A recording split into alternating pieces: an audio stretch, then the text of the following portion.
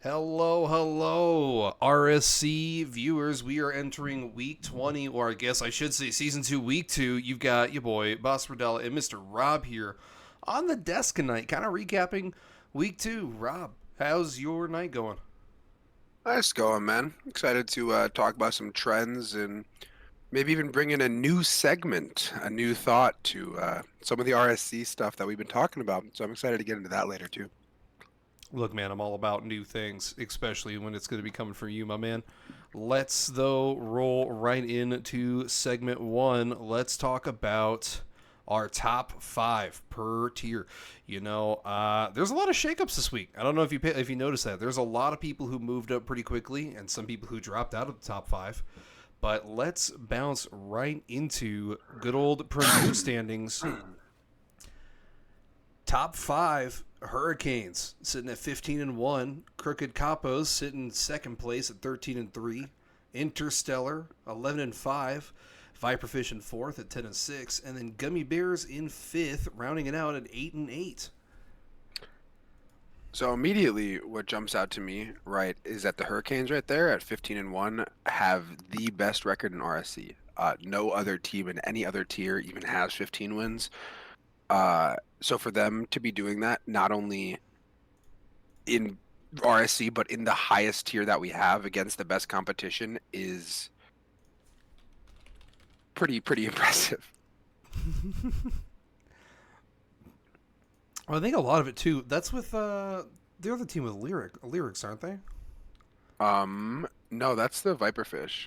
That's the Viperfish. Who Hurricanes have. is stunting out for the Hurricanes right now? Oh, I might butcher this. Leonis, I think, is one. Evil is another, and then Green Sleeves, and they all have at least a 70 RPV in Prem right now. And all have at least dude. 17 goals, which is good for, I believe, all top 5 in goals. They're putting up some numbers, man. They're putting up some numbers. Which is wild because, like, if you're in the middle tiers, if you're like rival, you're the Hammerheads. It's one thing to get like a fluke or player or two that probably should have been promoted, but it's not like you can be in Prem and be like, oh yeah, this guy probably should have been promoted. Yeah. Like it's the top of the entire league. So the fact that they're killing it at 15-1 in Prem just kind of blows my mind. Yeah, that is crazy, actually. Win record, potentially. Hey, that's something we'll have to keep an eye on for the season for sure. I mean, I know we did it last season for the Hammerheads, but we'll have to keep an eye on it. See if we can get them on stream, get some games casted. I'm excited. Cool. Well, moving us into Master, I will get us kicked off. Starting off, tied at first, you have Tempests and the Eggplants at 12-4. Right behind them, the Care Bears at 11-5. Behind them, the Heinous Henchmen at 10-6. And then you have a four-way tie at 9-7 between Hell, Feta Forgers, Basilisks, and the Chimeras. Shout out the Eggplants. I play for them, even if I'm their best player. But no, those guys are something serious. I haven't actually played a game for them yet because they're extremely good. And having been there for some of those that they've lost, all of them that they've lost as well, every team can say this, right? But it feels like they should have been wins, right? At least 3 of those felt like we really should have came out on top. So there are 2 teams that are tied for first. The Tempests are also really good. I'm excited to see kind of how this plays out, man. There's a lot of teams up there right now. There is. I was noticing it's a pretty quick drop from like the top 3, but then it's like 12 that are all right there, ready to contend. Which, I mean, you gotta love. You gotta love seeing the level of parity in a tier where anybody through match day 4 is like, hey, quarter of the season's over, we're not out of it, we could still take it. So that's Absolutely. something beautiful to watch. Yeah, first and fifth are separated by 3 games, and then 5th and 13th are separated by 3 games, right? So exactly what you're talking about. And that's one match day, right? And there's only 16 teams in the tier. So the middle can be completely shaken up on any match day, and in any match week, the entire thing could be still early, but it's fun to at least take a look at. Dude, imagine being on like the Recluses. They're 8-8. They're tied for 9th. You get 1-4-0 sweep, and you move from, cusp of the they're outside the playoff race. They're two people down, tied. they could Yeah. immediately swing into a really solid playoff spot. Yeah, absolutely. All right, man. Well, let's move on to Elite here. Top 5 in first place. We've got Midnight from the Shadows, 13-3. Ghastly Goombas and Fire sitting right there neck and neck with them. Teddy Bear sitting at 12-4 in fourth. And the Pixel Picasso sitting at 11-5. My man, we talked about Master being close. 3 teams tied at the pinnacle, 13-3. Yeah. Oh, man. And as we were talking about 3 games separating spots in the tier, right? First and 12th is separated by 3 games, and then 12th and 22nd are separated by 3 games, right? So you have the entire tier of being able to be flipped on its head in one single week. And we're going to be seeing a lot of that, right? It's going to be true for most of these tiers as we go. It's still early. But in somewhere like Prem, right, where you have a team kind of running away with it. So I do think it's worth noting, even though it is early, right, that these tiers are shaping up to be so close, right? And especially with all these teams just above 500, you don't usually see that. Like, you see a lot of teams just under, right? So it's cool to see, 6 teams tied for 10-6. Like, that is a bunch of talent at the top. So it'll be really cool to see how it continues to shape out. Well, and you remember like what Elite looked like last season, where there was pretty much 3 teams. There was Great Whites, Azathoth, Sloths. and Were Azathoth even? I thought they were I both don't think that Sloths. Sloths were. I think like 42-10. I think at some point. Well, still, I mean, even if it's Sloths, you still had the. I got the last season standings up. There were just 2 teams last season.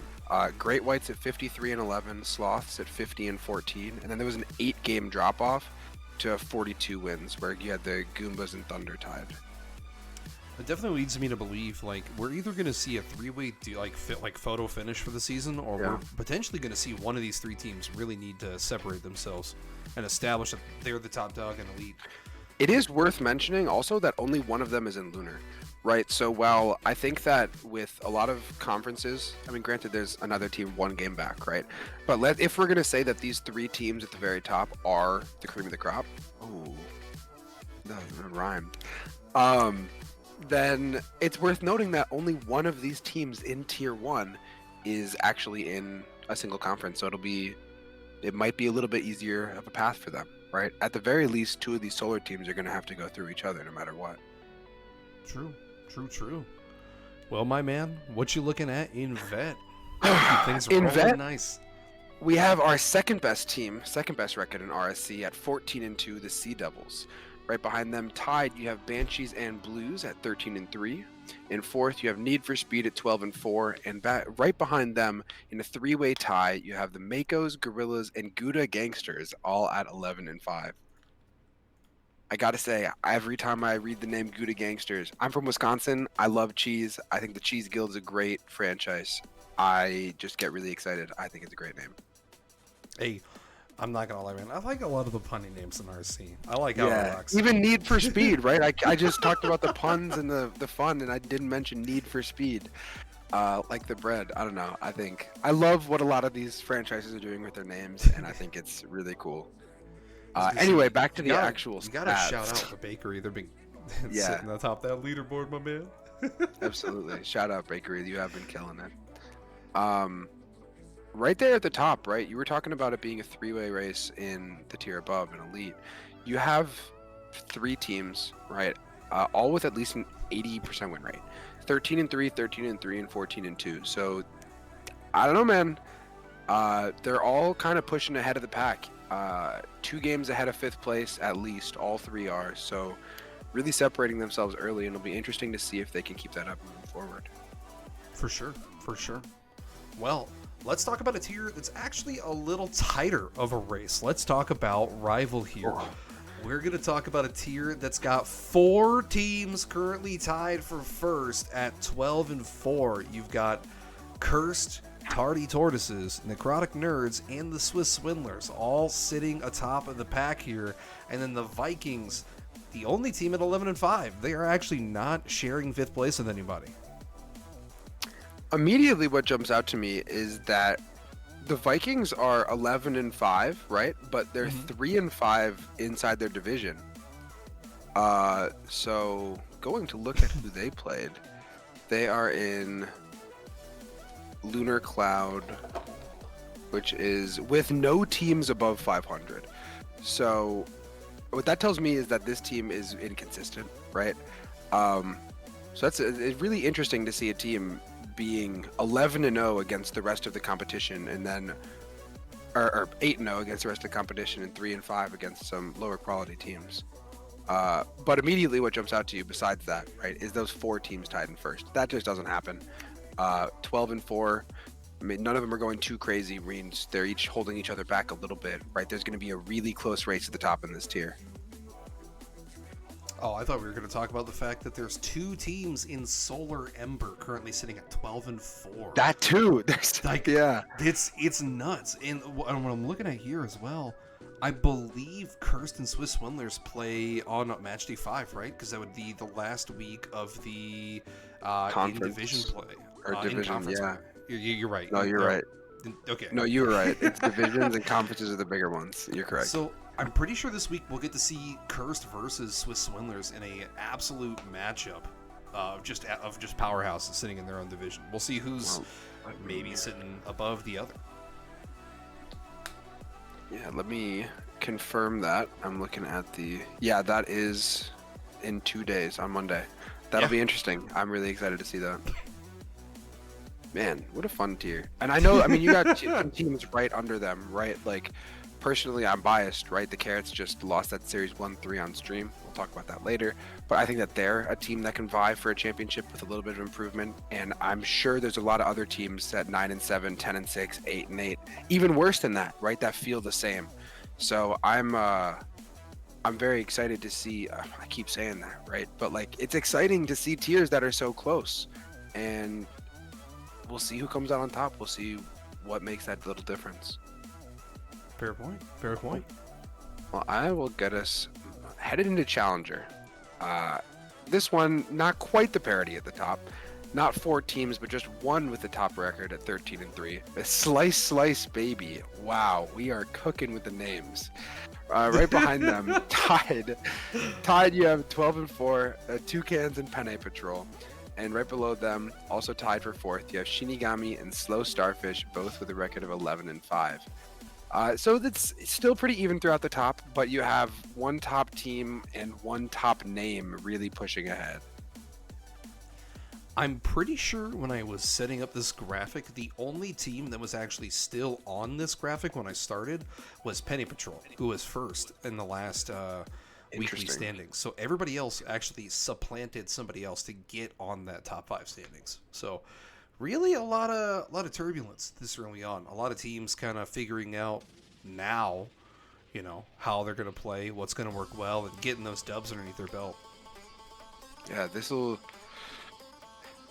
that's interesting, right? You don't usually, like, yes, it's always early, right? But if a team starts out generally top 5 in the first week or so, you don't see them drop off right away. You see some consistency. If you're starting out 8-0, 6-2, 7-1, it means you're probably going to win or at least compete in most of the series that you're playing in. And so for so many names to drop off and others to supplant them is a really notable fact. It's also interesting that the only team that stayed on didn't even retain first place. So all of the teams fell off. Hey, you're right. So I got distracted by my cat for a second. No worries. Let's move into Prospect here. Get talking about these incredible 5 teams here. We've got Undead sitting in first place at 12-4. Earth, Funnel Webs, and Envy all tied at 11-5. And then Pepperoni Pizza rounding it out at 10-6. Yeah. Standard parity at the top that you expect from a tier with lower teams, right? I don't know. It's not too surprising. It's kind of what I expect from the tier. You have 5 or 6 teams starting to really push ahead. No one's really claimed the throne yet because it's hard to be that much better when you get placed in these lower tiers because it's a little bit more difficult to be able to I don't know, have a solo carry, right? Usually the people in lower tiers, even if they're the best player on their team, aren't able to do everything. So you expect a little bit more parity there, unless you do find that true gem. So I think, I don't know. We'll see. We'll see what ends up playing out. Everyone seems to be split between Solar and Lunar. The divisions seem to be pretty split, pretty even. I lied. Solar Ember has 3 teams in the top 7. How could you lie to me like this? I don't know. It's an interesting one. I do think it's really weird that we don't have like a clear-cut best team in Prospect, because this time last season in Prospect, Tendy, and Amy, we had a clear-cut best team. We had like I don't know if it was just luck of the draw for the draft, but I know like for Tendy, Dagon looked great all throughout. Yeah. Brass for amateur looked great all throughout. Prospect last season was Whiskey Business and somebody else, and I can't remember who it is. I'm drawing a blank now. It was the Gemini or something for the Yeah. first bit of the season. But they were killing it, and we knew like clear cut, like, hey, this is the team to watch. And as I'm looking at all these Prospect teams, I'm not seeing anybody that I'm like, oh yeah, this is like Undead's gonna run away with the tier. Like it's anybody's tier at this point. I think what that lends itself to is that they're sometimes, like, if a player in the lower tiers, let's say, starts playing the game pretty heavily for the first time, the league kind of can lend itself to that. Then you see a drastic improvement really quickly happen, right? And so that's one way that you can see a team get there. It's usually through having some individual superstar, right? And it's really interesting because you look at Prospect right now, there's no player who's played more than 4 games who has over an 85 RPV. You go look at, oh my goodness, I lost it. I'm scrolling so quickly. You go look at Contender, there's only 1 player above an 85 at an 87. And you look at Amy, you do have 3 guys at the top, but we'll talk about them in a little bit. So you really have a lot of that parity at the top. You don't seem to have any individual absolute superstars carrying teams right now. True. Well, you know what time it is. Tendy time. Let's go. Speaking of Dagon, they're doing it again. I bet Contender's saying Dagon it. Ooh, that was a heater. Anyway, All right, moving stream's on. over. We'll past that. Nope. You do not need to. We don't need to talk about it. 14 and 2. You have Dagon. Right behind them, Gluttony at 13 and 3. You have 11 and 5. The Wisps. In 4th, Gallery Guild at 10 and 6, and in 5th, you have Dread at 9 and 7. So maybe you do see a little bit of these 2 teams kind of running away with it again, boss. Kind of mirrored by 2 teams at the bottom having a 1 and 15 and 2 and 14 record. So there's 2 things that could be happening, right? Either these teams are absolutely earning those records and beating some of these teams down, or there's a couple rosters that right now, the way they're set up, the matchups are a little bit chalked.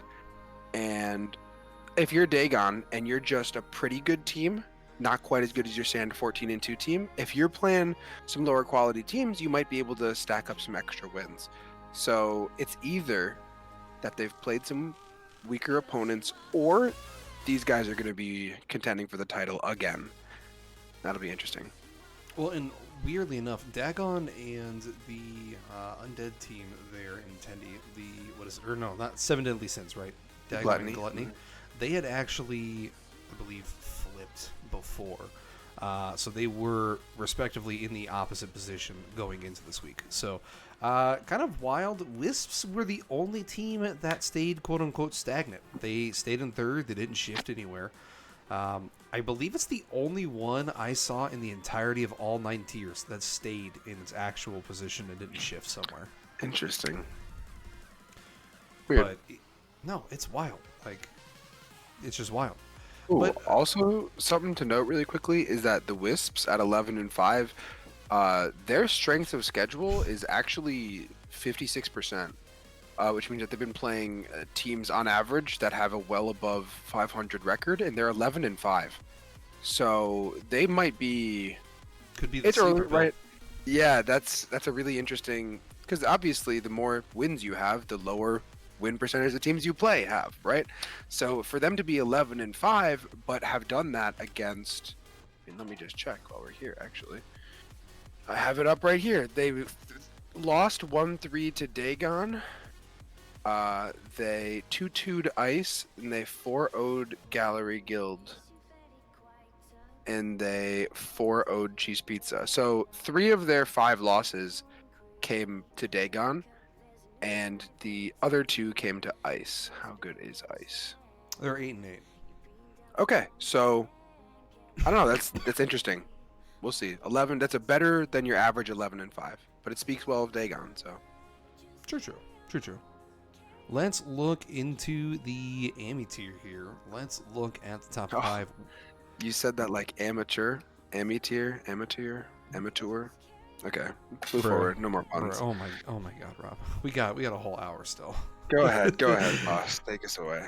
In first place, sitting atop, we've got Nightfall at 13-3. In second, we've got Surprise at 12-4. And then for a 3-way tie, we've got Sloth, Praetorians, and Buns of Steel sitting at 10-6. I mean, Yeah, and then go ahead, boss. I was gonna say, like, first off, Nightfall clearly getting above the rest. Like, yes, Surprise is right there, but Nightfall have been, especially after some of the players we were looking at that have been killing it in the RPV category, and how well they did on stream on, I believe it was match day 3 against the Buns of Steel, which we'll get more into, but I mean, it was wild. Like, this team really came out of the woodwork. I didn't expect them to be as good as they are, but they're definitely proving themselves to be the best team so far. Yeah, they're putting up stats. All 3 of their players are. They're sharing the load. Pause. I don't know. It's interesting. You don't normally see one of these lower team tiers actually play as a team, I guess, and really put numbers up with all 3 of them. So it's going to be interesting to see moving forward the extent of an advantage that gives them in this tier. For sure.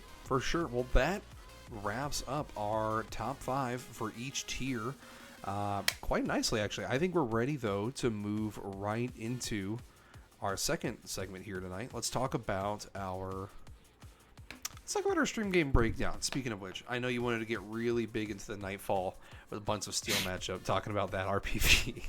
Oh, yeah. So right away, what jumps out to me, right? If you go to the ball chasing group, which we conveniently have up, and sort it by score, the top player on each team had an identical number of points throughout the entire series at 1773.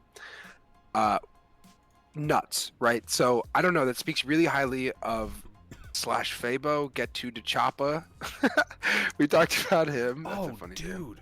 Most of his points, too, came from game 1. He dropped like 720 points in game 1. He had like I think he had like 4 or 5 goals. Yeah, interesting. Well, so there's the pop-off potential, right? But maybe we need to work on that consistency. Either way, what you see right after is that players 3 and 4 are from Nightfall. So 3 of the top 4 performing players in the score category came from the one team. And again, that kind of lends itself to what we're talking about with that team concept in the lower tiers and just how it can be applied. Because it's interesting, right? Respectfully, in AMI, it's hard to... People don't necessarily hit the passes that you give them. The passes can't be too high. They need to be hittable for amateur players. They need to be in a certain range, need to be a certain way. It needs to be in a certain area, and it's a slightly different type of Rocket League than you normally see. So it's cool to see these players putting together their own winning formula, even if it's not your quote-unquote perfect gameplay. Mm-hmm. Well, and it's definitely one of those tiers. Like, I know with us last season in Elite, when you're in Elite, like, yes, you can grow, but you can't, like, really be... Like, you're not going to grow from GC2 to GC3 and be, like, clearly, like, a master player by the end of the season. For the most part, AMI players are just wild. Because you could see a Plat 2 go from Plat 2 to, like, Diamond 2 or Diamond 3 in a season. And their team goes from mediocre to absolutely blasting people out of the water. Like, it's just such a wild tier. And that's why I love casting it every step of the way. Because you just don't know what's going to happen. Yeah, I would also like to say you said players don't go into elite and go straight to master. And I was about, as you're done talking, I was about to bring up Fluffy because that he's made it his own personal mission to do that this season. I think he can, given enough work and whatnot. He is a grinder, puts in like 140 past two. So if anyone can, it's that kid. He doesn't do anything else. Um, but he typed it. He typed it in chat before I could even say it. So he's made it his personal goal. Fair point. But Fair less point. less about that. You're really right about the level of improvement that the league can facilitate for the lower tiers. Uh, I'm really excited to see not only how the season goes for these guys, but to see where they'll be by the end of the season, because it's probably really improving how much they enjoy the game, the way they play the game. They're just probably actually practicing in a different way now. They're probably enjoying it to a higher extent, which always leads to more playing, more improvement, more practice. So it'll be really cool to see. I just want to point out, Fluffy said that it's happening. Once the stream is back, it's installed. He's meant to say instant, but it's instant GC3 Trust. And buddy, it's gonna be a week. Like we do this every week. No, he lost. He's talking about his Steam account because his Steam got hacked. Oh Yeah, God. he clicked Was on he? a. He was one of those. He was one of the bunch that Dude, got. he actually, the person on his account and was like, "Hey Oh man, come God. play a tournament with me," and tried to send me a link to get me to get Yo, you hacked. didn't click on it, did you? Nah, he said, "Don't say it out loud." I messaged, I messaged him about it, and he's like, "That's not me. You're stupid for thinking that's me." And I was like, "All right, sounds good." Yeah, people watching the stream, like, please, for the love of God, if you see like a paid tournament or somebody's like, "Hey, come play this tournament with me," I Yeah, promise you, it's a scam. yeah. Like, there's official channels that stuff will go through. Oh God, Rob, the rival stream that followed that up, Phantoms versus Vicunas. hmm Anything really jumping out to you outside of Heka being absolutely nuts? Again, you see three players on the same team being second, third, and fourth in points, right? So, I mean, you see the team play continues to facilitate winning, right? That team ended up 3-1ing, Vicuna did. And it stemmed from all three of the players that they had on the field genuinely contributing at a really, really high level. And I think you'll see that more and more the higher the tiers go. I think that it will always be like Rocket League is a team game. Some people try to play it more solo, right? We all know that guy. But at the highest level, to be truly efficient with this, it needs to be played as a team sport. And you see the teams that are continue to win to do so. So it's interesting. Absolutely. All Well, and within 20 points per game, by the way, of each other. and what's weird is they didn't like average equal points throughout the series. Like all Yeah. in all, the series was close, but like game one, Heka had 2 goals in the first 28 seconds. He had a 3-second kickoff goal, and then at the 28-second mark, he had an incredible aerial shot. Like, um, it was by far like instant standout, and then every other game was somebody else on that team popping off. Like it was somebody just going, "Hey, this is my turn. I'm going to stand up and get 2 goals. All right, next guy. All right, my game. I'm going to get 3 goals this game," and it paid off. Like they did not force it to any one person, which I think made them a viable offensive threat from all angles. Like you couldn't just, "Oh, we're going to block Heka and then we shut down your whole Yeah. offense and we move on." Like, "Oh, you shut down Heka. Well, great. Now you've got." Now, now you've got dribbling penguin or the only crow coming in to get a goal. Like it's insane. It's for a rival team. It didn't look fair. Like they were killing it. Well, not you're talking about all the offense, right? But on the other side, they also had the only two players in the lobby to have more than 3 saves, and they had 10 and 6 respectively. So you have absolute goal line dominance coming from them as well. They won the demo battle, they won the defensive battle, they won the offensive battle, and if you win on all three fronts, right, it's really difficult to try to win the scoring battle. It can be done. You can get outplayed and win, but then you've made the task in front of you very, very, very difficult. Oh, 100%. 100%. But I think that nicely sums up the first two. We can probably talk a little bit now about the matchups from Wednesday that happens not even 3 days ago. What do we have? Carrots versus Mott's Marauders, first series. Hmm.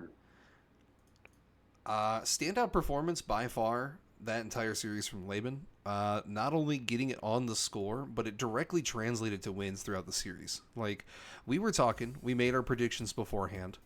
Uh, both of us were like we were surprised by Yeah, the yeah. outcome. I saw what Decky looked like. I saw what Logical looked like, and I knew that they could be that duo, like Yeah. just those guys. And I did put my put my money in my mouth this, and I said, hey, we're gonna go with Carrots. I'm gonna say 3-1. I was pleasantly surprised. Like Yeah. the Mott's Marauders played well. What really stuck out to me, right, is we were talking about Laban getting all these saves. And what we were really talking about last week on the podcast is how it's happening, right? And so what I find really, really interesting is he consistently is very patient and he lets the play come to him, right? But you saw also that there was a lot of panic coming out of the Carrots on offense, specifically as they got a little bit in their heads between not being able to get the ball past this guy. So it started having a lot less control, a lot less intent with the ball, and kind of lobbing it at the net. And Laban made a bunch of absurd saves, but there's also a lot of shots that I've seen that team make that they were approaching way faster than they normally do, or at much more awkward angles, or using way more boost, or something that was just they're kind of in their own heads. So there's two sides to this coin. One, which is that if you are a wall, you get in the other team's head and you make them like kind of fold a little bit, right? You make them rush, you make them panic.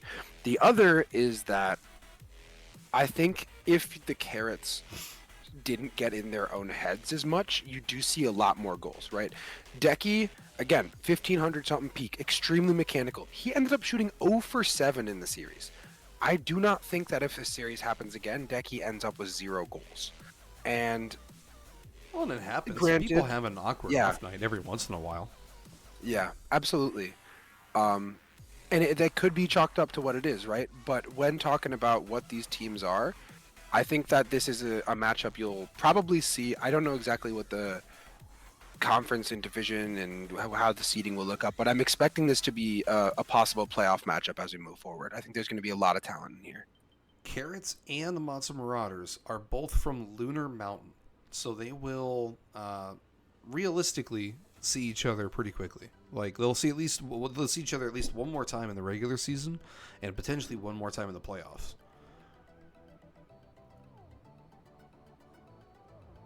I've also. All right, perfect. You've also Nothing. Never mind. What's wild as well is when you're looking at these two teams and you're looking at how they were playing. I know I saw what Dickey looked like in combines. Like, I Yeah. saw what he played like. I saw what he looked like in game while I was casting. He was coming off the ceiling so well. Yeah. The outlet passes from Logical were there. I mean, two of these games went to OT for Christ's sake. I mean, realistically, this could have probably been a 3-1 the other direction if, Decky was on point. The pressure was there, the shots were there, the opportunities were there, and I don't even know if it's as much on point as it is learning how to play under pressure, right? Like this is a stream match. You have a bunch of people watching, you have a bunch of new faces. Maybe people have heard of you, and now it's their opportunity to see what you play like, right? Maybe as a team that made it that far, right? Both the Carrots and Polaris last season, the starting lineup comprised of these 3 players on those 2 separate teams, right, made it to the semifinals and finals respectively. So, and both of them lost when they got there. So I think there could be something to be said about their abilities to play under pressure and to play with eyes on them. I think it'll be really interesting to see moving forward if these teams are able to really, really deal with that and keep their performance up to par of what they expect from themselves and what we expect from them on a nightly basis. Fair point. Fair point. For those of you who just popped in from the raid for Rocket Underground, also, first off, thank you for the raid, Rocket Underground. Always lovely. For those of you joining us, though, if you're not a part of RSC, this is a 3v3 league where we all get to compete in different tiers based upon your skill level. But, you know, if you're definitely more interested in it, I can't really go into it too far, but there is a link in our Twitch chat for joining our Discord where you can read about our league and how to join, how to play, and how to get on stream. But outside of that, we'll just roll here into the fourth matchup for the week. Surge versus Ruthless Racket. It was split 2-2, and I'm not going to lie, Surge getting 2 dubs out of this is huge. Like I mentioned it before, they were a team that really was looking for some kind of just culture to see something that they could rally around and get some wins. Otherwise, they'd have to scrap the team and start from scratch. I think a 2-2. It's a twos league. We just finished up our stream. Well, I mean, I cast twos. I'm just saying. RSC also has a twos league. It's every God. Thursday. So if your twos league people are looking for another twos league to also play in because they enjoy the game of it, they can come to ours. And also RSC twos people who are here, if you are interested in playing more twos, look up RKTU. It's a twos league that just finished up their stream. Dope. But yeah, like the fact that they went 2-2 in the series really helps. I mean, think instill at least a little bit of confidence in their team because the Ruthless Racket weren't the bottom of the barrel to play against. I'm pretty sure they were a mid team last week. I think they're 7-9 now. They were the team that cut their highest SPP player for Fluffy Dash Death, right? Why was that? You haven't heard anything about that, have you? Unfortunately, it's privileged information that I don't have. Big sad. But no, I mean, yeah, they got their highest SPV player, but I'd still, you know what? I think this is still a win for the Surge, going 2-2. Personally. It's do you know which game Carnage Wolfbite played? Last one jumped in game 4, I'm pretty sure, and then dropped 700 plus points. Interesting. Yeah, I wonder if the Surge are going to continue to have the same. I mean, they won the first game 8-2, right? And they also won it they won a game 6-0 with a different lineup. So they clearly have a lot of offensive firepower. But the two that they lost with 2 goals and 1 goal respectively. So I think it's a consistency thing for them. Dropping 14, 15, 16, 17 goals in 4 games should win you 4 games. So it's really interesting to see them come out with 2 wins on 17 goals.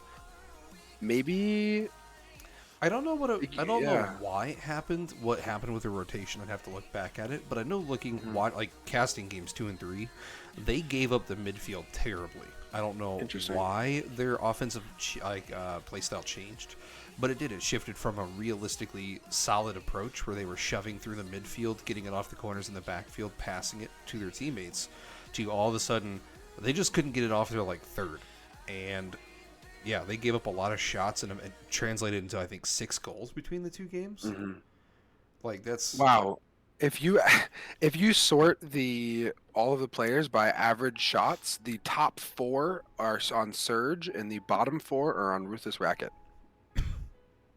So they had just obscene amounts of pressure. But I guess it must not have been for all 4 games. So that's really interesting. I guess we'll see what happens moving forward with them because those are some. You don't normally see outlier stats like that if the team isn't able to do it consistently. So I'm trying to.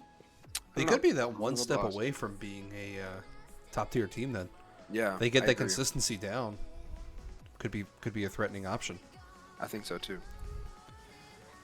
But that gets us out of really kind of the main segments here. Let's talk about some of your big points. Some of those big stats you were talking about pre-stream. Oh, you're getting real excited about the new segment kind of thing ish. Yeah, the one I Nice. labeled Rob's RSC trivia, but it's really just we're gonna Oh, hear about some incredible stats that are going on in yeah, RSC right now. that works too. So this is something that I wanted to kind of bring.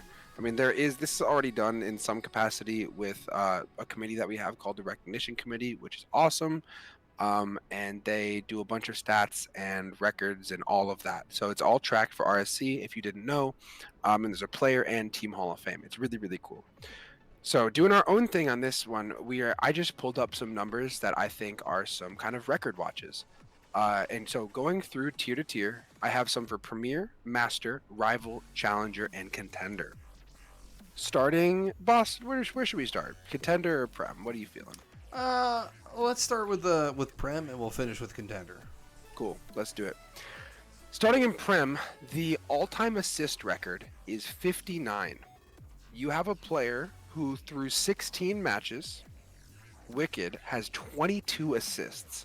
So all the way, more than a third of the way to the assist record in only a quarter of the season. So all of these records, you're going to see something like that where they're seriously on pace to threaten these. And getting that many assists in that high of a tier is it's not an easy thing to do. So I'm also interested if Wicked plays. So Wicked is on Interstellar, not the Hurricanes. So this player is doing this on a team that is 11-5, just facilitating through and through. It's also worth noting that Leonis on the Hurricanes is at 19, so not too far behind, and could also push for that assist record. That is. So that's all I got. Yeah, go ahead. No, I was just gonna say it's really insane. Yeah, I don't really not have easy anything to add there. Yeah. Moving on to Master, you have the MVP record at 24, and that is being threatened by one of my IRL buddies, Mimic, with 10 assists or 10 MVPs in 16 matches played. That's nuts. He's Yeah, got 3/4 of the season to go. Yeah, at the rate he's going, he's gonna have 40. Yeah, just an absolutely absurd MVP percentage coming out from Mimic. I mean, they have 11 wins, I believe, and he is MVP in 10 of those matches. So he is tier max. He was a Prem demote. He was a Perm FA last season. He plays for the #1 seed in the state of Wisconsin for CRL. UW, or I'm not going to dox him. I'm not going to say what school he plays for. I was gonna say, man, maybe we don't list where people are currently existing. That'd be solid. Sorry. Yeah. But basically, he's used to playing at a really high level, both collegiately and in leagues. And it's cool to see him kind of taking RSC in his first real season by storm, right? Putting up 10 MVPs in 11 wins is crazy numbers. Well, especially, you said this is for Master, right? Yeah, this is in Master. Yeah, you're in a tier that's what GC, like high GC2s, GC3s, and maybe like some really low SSLs. Like that GC2, is nuts. Basically 1650 to 1760, I believe. Yeah, that's nuts. Yeah. And to say like, hey, by the way, I'm good enough that I can get 10 MVPs through 16 match days. So like that's, dude, just go to Prem already. Yeah. Get him back in there. Fun fact, he also plays keyboard. It's ridiculous. Oh, that's that guy. Oh, yeah, no. Yeah. Can he please not? Can he just not get any record? I don't want to hear keyboard ever again in my life. Yeah. To be fair, it's better than keyboard mouse. Like, you don't need to move the mouse to play Rocket League, so. Oh, God. Alrighty, moving forward. In Rival, you actually have 3 records to watch right now. You have, and they were all by players that we mentioned in one matchup tonight, actually. Speaking of making all those saves, you have Laban. The saves record right now is 121, and Laban already has 47 saves, which is 11 more than anyone else in RSC. And good for, on average, 2.94 per game, which is essentially a savior per game. I believe she had, my apologies. Laban had. Well, in 40 plus saves, we saw this last season. I believe when we were in week 9, we talked about Riki last season having 47 saves, and we were blown away. But we also talked about how normally that means that you're losing the midfield battle, you're taking a lot of shots, and you're losing games. Laban's sitting at 9-7 right now. Like, that's not terrible for a person who's made 44. Wait, what? 44 saves? 47. 47 saves. Yeah, they had the same amount. She is cooking. She got 11 saves in that series against the Carrots. She has as many saves as Riki had through freaking 9 weeks. Yeah. And it's week 4. No, it's week 2. It's or nuts. Match day It's 4. nuts. Yeah. I think that if I had to bank on any of these records being broken this season, I think she has the best chance, right? Going from already having 47 saves in 16 matches, you just need another, 74? Switch the numbers around, and that's all you need. Nah, but moving forward, you probably assume that all of those saves, averaging a savior a game, puts you on pace for a savior record too. You'd be right. The record is 20, and she already has 11 saviors. More than halfway there, that record is almost certainly going to be broken. If she's able to play the rest of the season, I don't think that there's any chance that record stays. And lastly, from the Carrots this time, you have Logi with 10 cycles already, and the record is 29. So this one, it's a little bit harder to do game to game, right? You can have an incredible game, and if the other team gets no pressure, you don't get that save. So there's a real chance that you could play an incredible season and not set this record, even by just playing better than that other person did.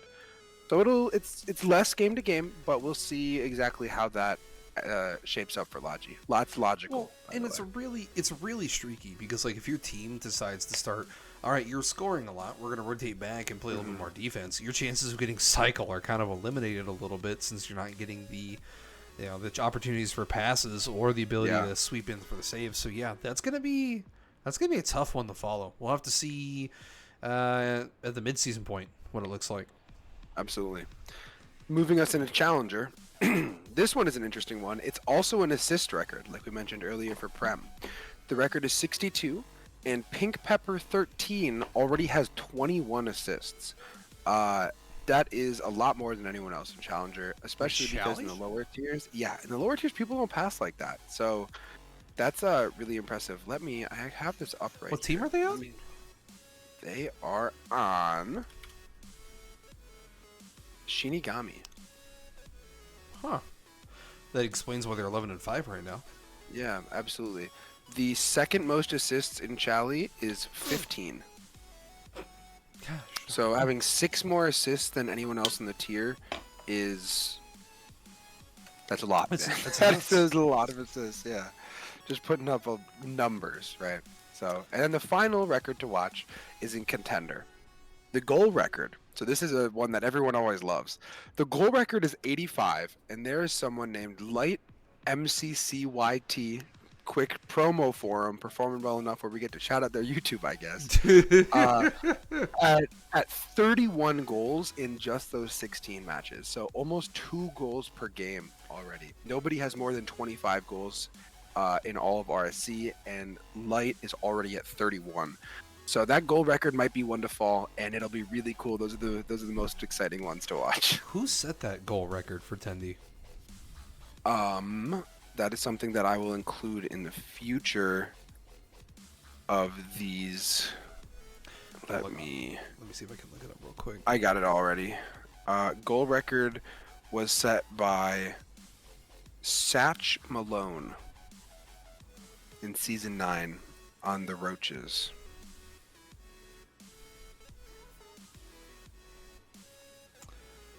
It's wild that Dagon existed last season with all the records that they broke, and that goal record wasn't one to fall. Yeah, let me actually pull up. I'm curious, right? So I have the sheet there. There's a chance, I have a hunch that they all scored a lot and they all got close. So I just pulled up the season 17 SPV sheet. Yeah, Shattuck had 57. Oh, reloaded. Shattuck had 57. Tech had 46, and Sugar had 48. So it was just that we were They talking all about just team yeah, success, right? they all At the just lower worked. tiers, they all popped. All of them were top 6 or 7 in goals in the entire tier. Not bad. Yeah, Not no, bad. not bad at all. Not bad. Setting your single season winning Win percentage record record. and winning the title, yeah. It's They okay. probably set the team goal record though. I wouldn't be surprised. Anyways, that wraps up all of my team goals. Hold on, 203. Do some quick math. The team record for goals was 203. They had 57 plus 46 plus 48. Wow, they were actually like 50 goals off of the goal record in contender, and they For had a to say team? set the win record. Yeah, Wow. Defense must just be a lot better, I guess. yeah, that's crazy. The goal record is 203, and how many goals did their fourth have? I think they were 42 goals away from it, or 52. That's nuts. Illusion had 10, so they were 42 goals away from the goal record and set the win record. That is insane. Great defense from them, I guess. Well, let's talk about this week's predictions. We've only got 2 games on the docket. I don't think anything's registered for Wednesday. Let me just double check real quick just to make sure so I don't leave anybody out. How's the official sign up? Match day 5, nothing for match day 6. Yeah, match day 6 is totally open, everybody. So if you're looking to play on stream, you might want to get that knocked out now because that 10:50 slot is still open. But first matchup, it's a veteran matchup between Lightning and the Mean Manatees.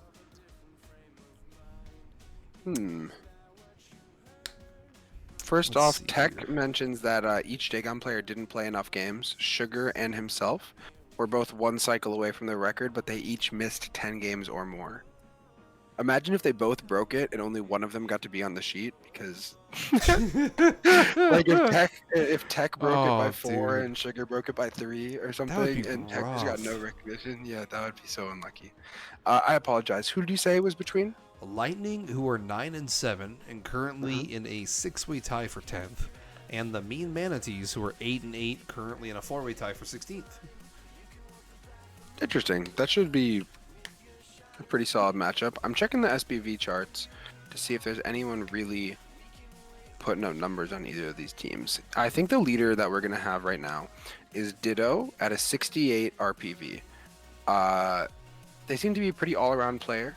They're tied for 4th or 5th in assists with 14 in veteran, putting up almost 20 saves, 11 shots. Very well-rounded, and with their teammates being at a 54 and a 43. So pretty well-rounded team, right? No real weak link in the top 3. Their 4th player is even at a 37. His name is Curls. I also know him. He's extremely mechanical. So that's a really solid team overall. Seems like they could beat you in a number of ways. And the Mean Manatees, they have a 63 RPV, a 50, a 45, and a 17. So they seem to be more of a 3-headed ship, where the other one's a 4. They also do have Ace Cosplays, who I believe was the 4th on that Possessed team that we talked about early last season, that had I all think you're 4 of their right. players with a 90 plus SPV. So we've seen this player have success in the past, and it seems now they're, instead of a 4th man, actually starting on this roster.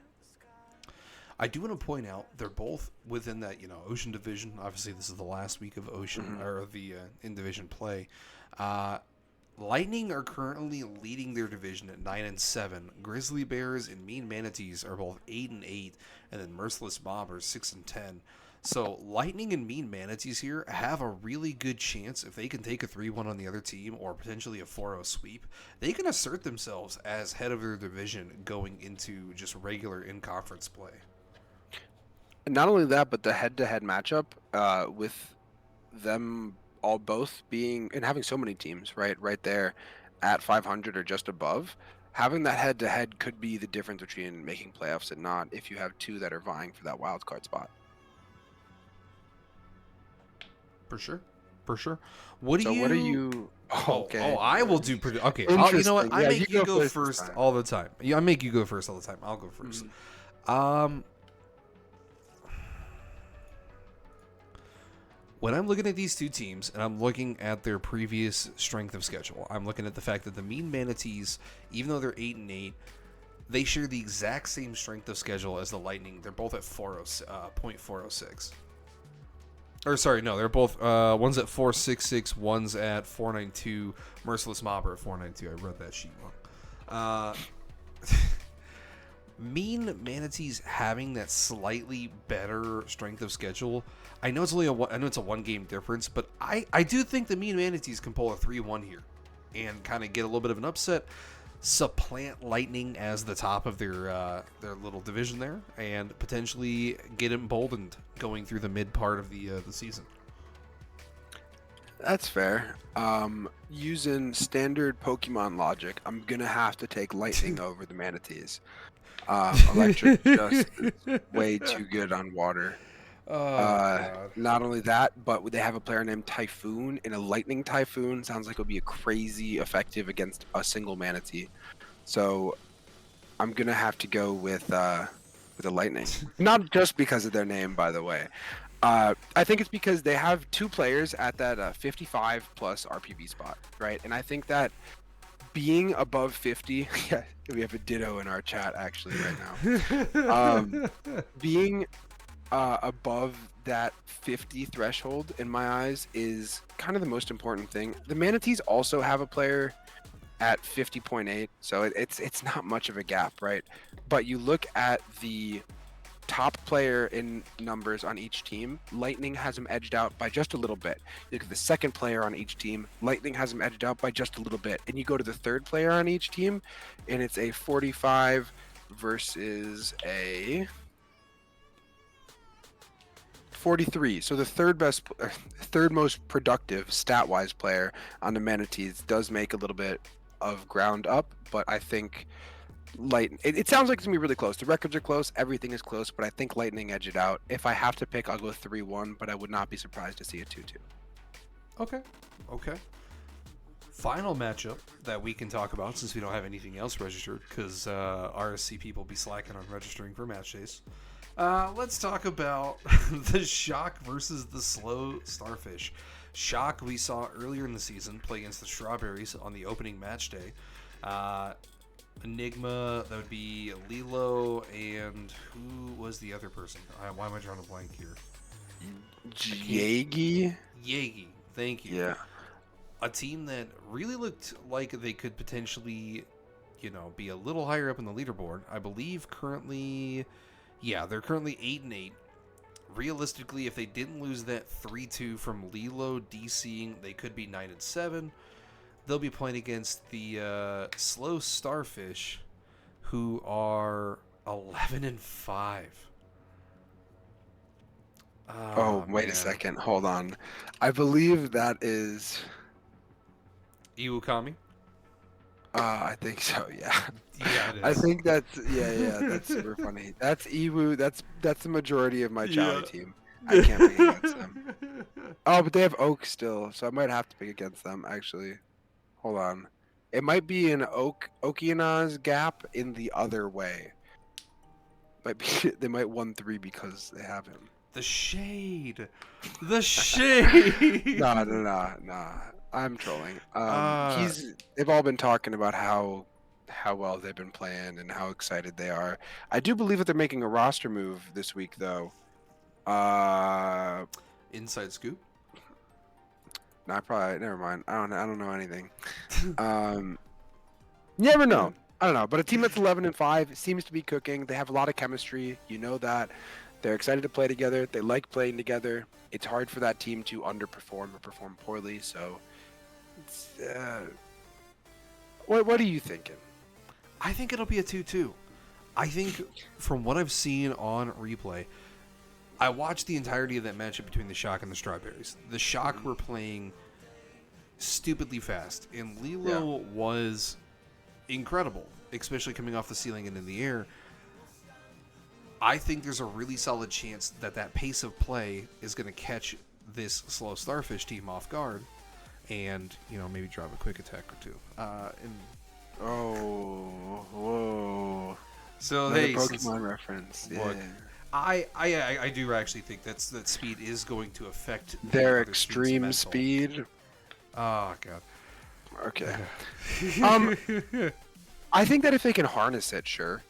I think that there is a lot of potential there, but I looked at that ball chasing group, and their like average speed for Lilo and Enigma was like 1600, which is just, it's faster than the majority of Master. Ooh, more rhymes, holy. But they're moving their cars really quickly, which means it's not always going somewhere with a purpose, and that it's not always under control. I think that those are both. The Shock is a really, really talented team, but I think they need to, if they can kind of get what they're doing under control a little bit, then I think that they can beat anybody. Okay. But I haven't seen them get it under control yet, right? So what are And you so it's hard. predicting? I am predicting a 3-1. Actually, I'm predicting my first 4-0 on the pod. Oh man. 4-0, all 4 wins, going for the slow Starfish. The Iwukami from either the bench or the third man is just going to be the gap. He'll make up not only for the Oki and Naz issues, but more than that, and they'll come out swinging and take the series. Ending up at what, 15-5 after that, vying for that #1 overall spot, man. Don't mess with them. Alrighty. Well, what are you Rob, thinking? What was your call? I said 2-2. Okay, I missed that. I was That's thinking crazy. too hard. All right. Well, that wraps up the rest of our really dedicated stuff here tonight. But, Rob, anything else for our viewers here before we call it quits? Couple wild card things, nothing too crazy, but it's interesting that looking at. Oh my God, I caught him off guard. Thinking of your Prem audio having cut the out best. real bad there for a second. That's Oh, why did I it? was kind of Lucky. Can you hear me now? Yeah, you're good. You're good. That's why I Nice. was all confused.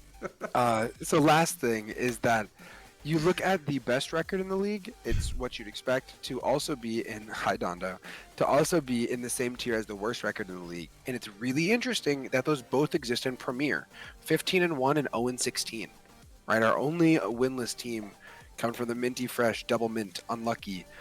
Not fresh enough. Maybe Ooh, refresh the that. shade. Anyway, Rob's but on no, tonight. it's All right. it's interesting. It's just interesting. I think that to be in Premier, you are just good enough to not lose every game for the most part. The second worst team is 4-12, and then above that you see 6-10. So there's usually this standard of play that's being met, and maybe they've needed subs, maybe they're not clicking, but for whatever reason, you don't normally see it. The last winless team coming from the highest tier, so I think it's noteworthy. Fair point. Fair point. Well, my man, this has been week 20. For everybody who's been tuning in, I'm still Boss Radala. Name's not going anywhere. I've got Rob joining me as always on the desk. If you're interested in seeing some more future content, we'll be back next week. Same bad time, same bad place. Otherwise, y'all stay frosty. Have a good night.